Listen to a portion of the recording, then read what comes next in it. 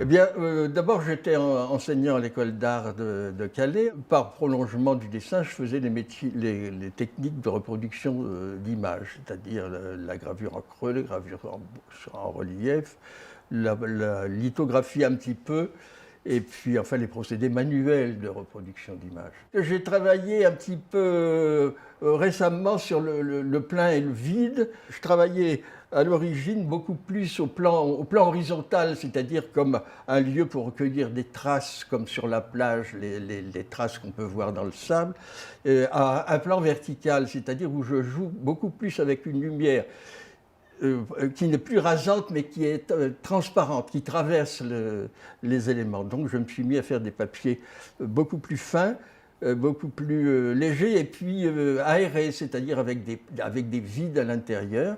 Et ce qui fait que ça répondait un peu au thème qui était proposé par le musée à l'époque du plein et du vide.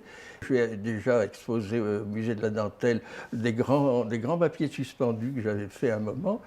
Et ici, j'ai essayé de faire quelque chose d'une dimension un petit peu plus intime que de ces grands développements qui demandent des lieux avec de l'espace et des lieux particuliers, quoi.